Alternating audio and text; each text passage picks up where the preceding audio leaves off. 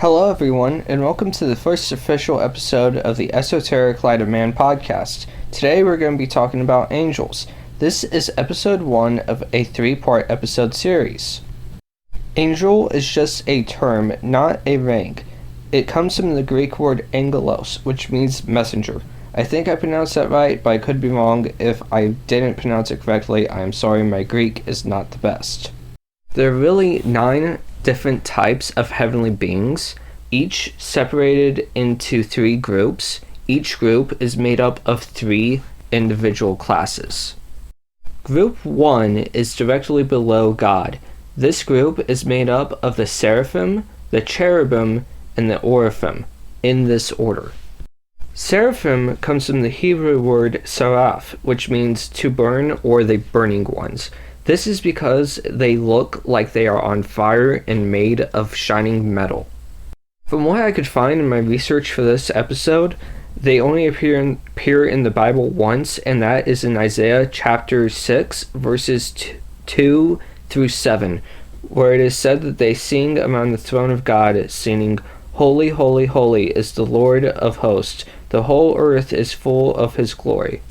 This is pretty much all they do from what I could find, and this is day in and day out, 24/7 according to our time. Isaiah chapter 6, verses 2 through 7 says, "Above it stood the seraphim. Each had 6 wings. With twine he covered his face, with twine he covered his feet, and with twine he did fly. And one cried unto another and said, Holy, holy, holy is the Lord of hosts. The whole earth is full of his glory. And the posts of the door moved at the voice of him that cried, and the house was filled with smoke. Then I said, Woe is me, for I am undone, because I am a man of unclean lips, and I dwell in the midst of the people of unclean lips, for mine eyes have seen the King, the Lord of hosts.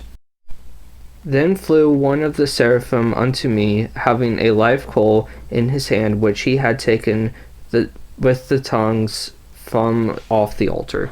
And he laid it upon my mouth, and said, Lo, this hath touched thy lips, and thine iniquity is taken away, and thy sin purged.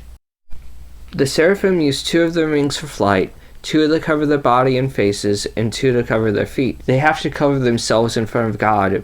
The only ones that don't really have to cover their form in front of God is the oraphim. This I'll go over in a little bit. The leaders or high-ranking members of this order are made up of the archangel Metatron, Saphael, and Gabriel. At times, the angels Shamuel, Jophiel, Nothiel, and Samuel take on this role also. Sorry, my pronunciation of names of angels is not the best, just like my Greek, but hopefully I will get better at it as time goes on. The next type of heavenly being in this order is the cherubim. Most people think that they look like little babies or some other little form of child or something, but they actually don't. They are nightmarish monsters with 4 faces, 6 wings, and half human, half animal bodies. The 4 faces of the cherubim are human, lion, ox, and eagle. They use 2 of their wings for flying and 2 to cover their bodies. The upper body of the cherubim look like humans, but the lower part or the legs have the appearance of straight legs of a calf. The word cherubim comes from the Hebrew word kabab and means full of knowledge or knowing. After God sent Adam and Eve from the Garden of Eden, he placed 2 cherubim with a flaming sword at the east entrance to the Garden of Eden, so that humans could never return. The prophet Ezekiel describes the cherubim in chapters 10, verses 1 through 22. Then I looked, and behold, in the firmament that was above the head of the cherubims, there appeared over them as it were a sapphire stone, as the appearance of the likeness of a throne, and he spoke unto the men clothed with linen, and said, Go in between the veils, and even under the cherub, and fill thine head with clouds of fire from between the cherubims, and suffer them over the city. And we went in and sat. Now the cherubim stood on the right side of the house when the man went in, and the cloud filled the entire court. Then the glory of the Lord went up from the cherub and stood over the threshold of the house, and the house was filled with the cloud, and the court was filled with the brightness of the Lord's glory. And the sound of the cherubim's wings was heard even to the outer court, as the voice of the Almighty God when he has spoken. And it came to pass that when he had commanded the men clothed with linen, saying, Take fire from between the veils, from between the cherubims, then he went in and stood beside the veils. And one cherub stretched forth his hand from between the cherubims, from the fire that was between the cherubims, and took therefore and put it unto the hands of him that was clothed with linen, who took it and went out. And there appeared in the cherubims from the form of man's under their rings. And when I looked, behold, the 4 veils by the cherubims, one veil by one cherubim, and another veil by another cherubim. And the appearance of the veils was as the color of bilestone. And as for their appearances, they 4 had one likeness, as if a veil had been in the midst of a veil. When they went upon their 4 sides. They turned not as they went, but to the place where the head looked. They followed it. They turned not as they went. And their whole body, and their backs, and their hands, and their wings, and their veils were full of eyes round about, even the veils they had. As for the veils, it was carried unto them in my hearing, O veil, and every one had 4 faces, and the first face was the face of a cherub, the second face was the face of a man, the third face was that of a lion, and the fourth face was of an eagle. And the cherubims were lifted up, this is, living creatures, that I saw by the river of Chebar, and even the cherubims went the veils, they went by them. And when the cherubims lifted up their wings to mount up from the earth, the same veils also turned not from the beside them. When they stood, these stood, and when they were lifted up, these lifted up themselves also. For the spirit of the living creatures was in the midst of them. This is the glory of the Lord, departed from off the threshold of the house, and stood over the cherubim. And the cherubims lifted up their wings, and mounted up from the earth in my sight. When they went out, the veils also went behind them, and every one stood at the door of the east gate of the Lord's house, and the glory of the God of Israel was over them. This is the living creatures that I saw under the God of Israel by the river of Chebar, and I know that they were the cherubim. Every one had 4 faces, appearance, and every one 4 wings, and the likeness of the hands of men under the wings, and the likeness of their faces was the same face which I saw by the river of Chebar. Their appearance and themselves, they went every one straight forward. Cherubim seem to be the creatures that do a lot of fighting for God and warlike stuff, from the way that it seems from the research that I've done.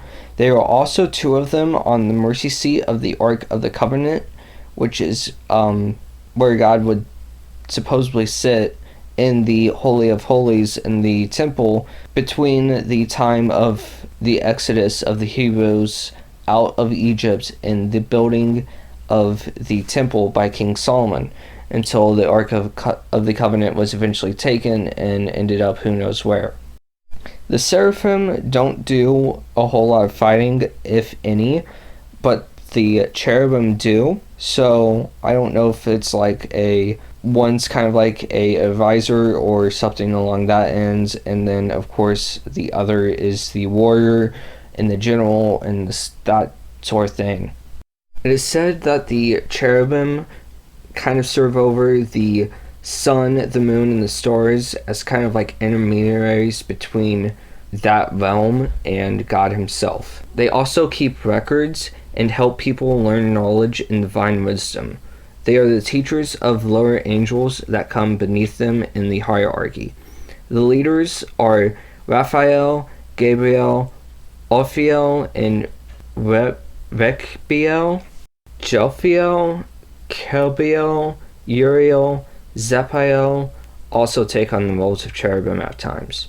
It's believed that Lucifer, before his fall and becoming of Satan, was also a cherubim and was in this order. This would somewhat make sense due to the fact that Satan rules over all the other demons in hell, but of course, supposedly he was also the one who orchestrated the entire revolt against God, so the one who organized the revolt would most likely become the leader afterwards, even if he wasn't a cherubim, or even all that high up as a heavenly being. The last being in this order is the Oraphim, also at times called the Orpheum, Oraphim, and Galligum.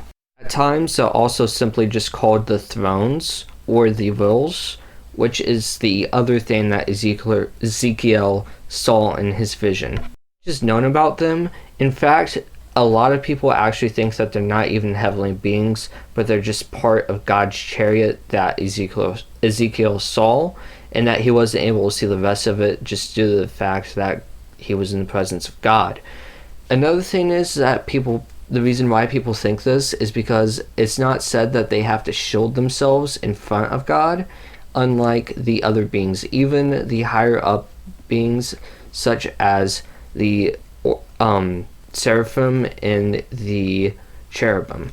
Conspiracy theorists even believe that if aliens visited Earth and pretended to be God, that this wasn't even a creature, it was just part of the ship that they used to come to Earth in, which honestly is kind of stupid if you ask me, just based on the way that it describes it. It says that it has eyes all around it, inside of it, that the soul of the living creature was inside of the Oraphim, and that in some versions it has wings, in others it doesn't, so that kind of varies also.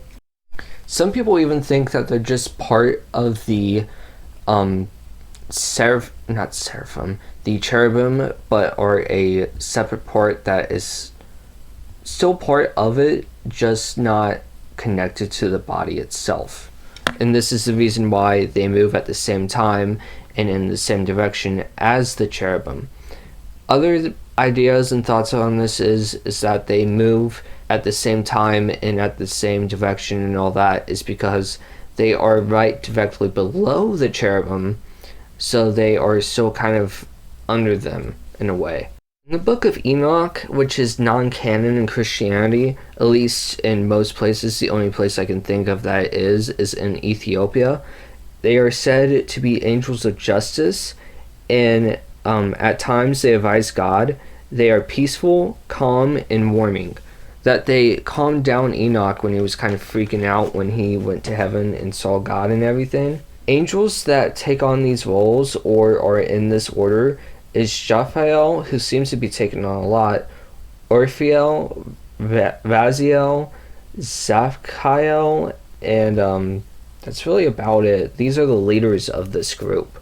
Other than the mentioned heavenly beings, it doesn't look like any others take on this role like they do in other possible times, except for that one Jophiel.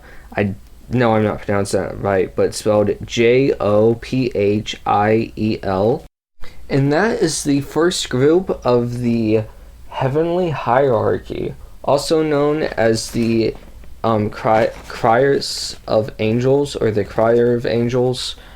I will be doing episodes on individual heavenly beings later in the future, but before I do that, I want to do episodes on the other two groups of heavenly beings. So I don't know if I'm going to be doing that next, or if it's going to be later on down the line, but that will be coming soon, hopefully. But yeah, other than that, I think that's everything I have to cover for this episode. It wasn't as long as I would have liked. I didn't get all the information. I might just come back and revisit this episode in the future, because I wanted to start out with the first official episode being on the month of Aries, the zodiac month, because I originally started recording that episode on the 20th, but I went to go do something and I came back and I lost the file, and I was like, I don't have enough information. I don't want to be just repeating stuff that you could find in books and stuff, so I'll just do something else. And it hit me that I would just do videos on the hierarchy of angels. But yeah, I'll probably come back and do episodes on each individual group in the future, such as like breaking this part 1 into like part 1.1, 1.2, 1.3 or something. I don't know, I'll figure it out in the future. But sorry about all the stuttering. I was really nervous first time doing a official episode and whatnot, and my reading out loud to people is not the best, especially in Old English. So thank you for listening all the way through. If you made it this far, I appreciate it, and have a good rest of your day.